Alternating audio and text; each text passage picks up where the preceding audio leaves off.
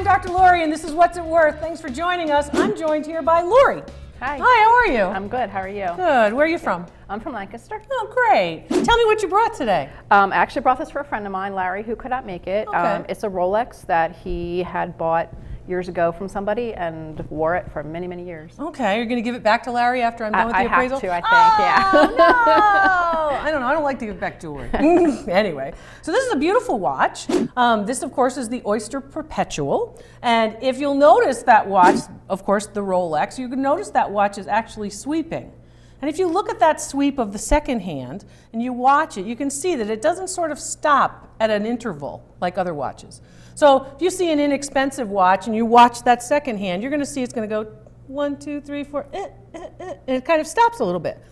The Oyster Perpetual, the Rolex, doesn't do that with respect to the works. It's very, very high quality. There are a couple of attributes or traits that you want to look for if you're looking to identify whether or not you have the real, of course, Rolex or one of the many, many, many, many knockoffs. And you've seen those selling on the streets in New York City and other places, other cities. Oh, you know, buy these watches, kinds of things.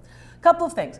On, of course, here, where you would, of course, change the watch, change the time, you're seeing here on this particular element, you're going to see the Rolex crown, which is one of the things that you look for. The real telltale sign is actually that magnification on the date. It's basically a very, very strong magnification so you can see the date. So you're not sort of squinting and trying to figure it out on a Rolex like you would on another watch. So that particular magnification, you can look at that watch while it's on your wrist quickly and you can see the date without having to struggle. That's one of the other traits that lots of people look for when they're looking to identify a Rolex if they don't have the background on it. The crystal on this particular Rolex, or the glass on this particular Rolex, is relatively scratched from use for a long, long time. On the back there is no markings, and of course you have the 14 karat gold and you have the other elements that relate to that very characteristic band. Now, he purchased it or was it handed down in his family? He purchased from a friend who said it was his father's. Okay. I believe this watch dates sometime to the 1950s or 60s. That would make sense. Does that make sense in the family Yeah. history? Okay. So basically that's what you're looking at for this particular piece within that mid-century date.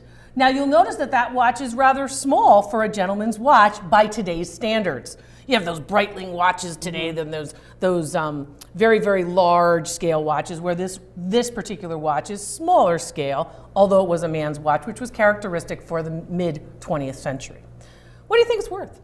I have no idea. No idea. We've heard huge, large, high numbers for Rolexes, right? I know, and he didn't really have an idea that he told me anyway. Yeah. No idea what it might be worth. People tend to see these pieces and you'll see them online and you'll see vintage ones and you'll say, oh, well, these are wonderful. Remember, the mid-century pieces are relatively popular, whereas all types of jewelry, whether it's gemstones or 14 karat gold or rose gold or all different types of jewelry pieces and watches which go along with that. Now watches, while they are in the category of fine jewelry, are also in the category, of course, of industrial elements. So pieces that have to work, right? So pieces that literally are helping us as a machine as well as a piece of jewelry. That's why watches have their own category in the vintage and antique market. Oh, okay. So your piece is vintage, less than 100 years old, and value on your piece is just about $3,500 in today's market. Okay. So it has some significant value. Now, the problem with this one is that the original crystal really is damaged. So once that's replaced, you may be able to increase the value, even though you would be getting rid of the original crystal. Okay. People say, no, don't get rid of the original, but if you can't read the watch, you do need to have that. But you have to make sure that you are taking this particular watch to a watch repair person that works with antiques and vintage pieces, and particularly working with high-end pieces. So you might be able to bump the value up to about $5,000 just by replacing that crystal.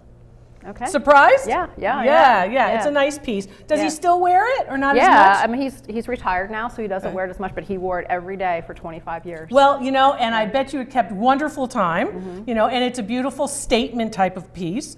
There are people who you'll see prices on the internet of $10,000, $15,000, very high numbers.